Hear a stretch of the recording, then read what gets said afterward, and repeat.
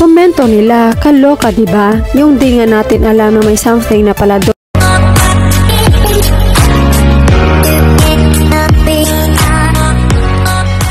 Netizens ikinagulat ang totoong nangyari sa performance ni Kim Chiu sa magpasikat matapos magsalita ang taong malapit sa kanya.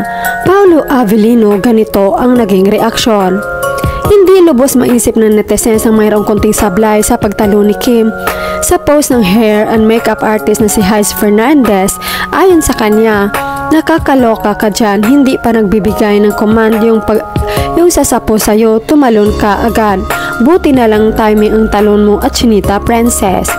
Ayun naman sa filmmaker na si Isaias, sa sobrang happy ko at proud na nasalo siya kahit di pa niya time tumalon dahil wala pang cue, nagpa-pick ako.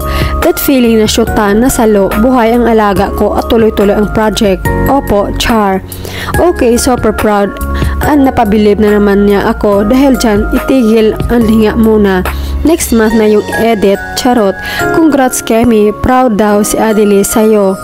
Talaga namang ikinagulat ng netizens ang revelasyon nila Heidi at Isaias. Komento nila, kaloka diba? Yung di nga natin alam na may something na pala doon kung di nagpost si Adele at Heidi. Grabe, walang mintis yung routine ni Kim, iba siya, ka-proud lang. That bit of info that Kim jumped ahead of Q but still pulled the entire things flawlessly and gracefully tell us that that girl is out of this world. Pinahiram ng pakpak ng mga anghel. Iba ka at Prinsesa Chinita.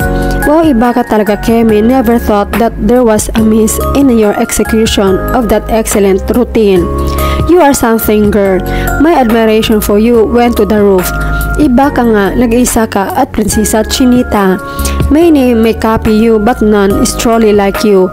Again, kudos. Hala, buti na lang pala, di naman halata kasi parang timing naman din ang pagsalubong at pagsalo. At mi Paolo Avellino, papi, pagalitan mo, tigas pala ng ulo, pala desisyon yung Chinita mo.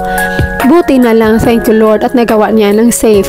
Lakas mo Kemi, iba kasi sa live performance with the audience and band playing pa di na makarinigan. Sa mga nagsabi may harness need pa rin ng perfect timing, fitness and mental strength at guts to pull off the stunts.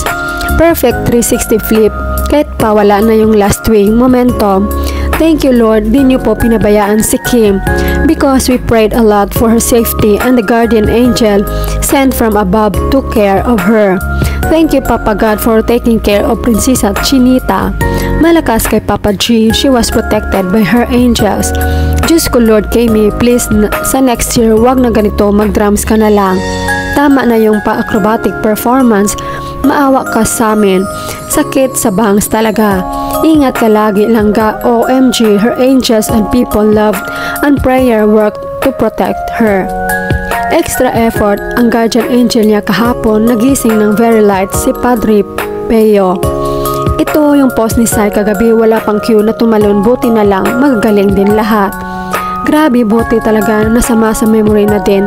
Plus sumabay pa rin kay kuyang sa salo, kundi pag nag-extend sila sa pag-timing sa taas, di na ta-timing sa kanta.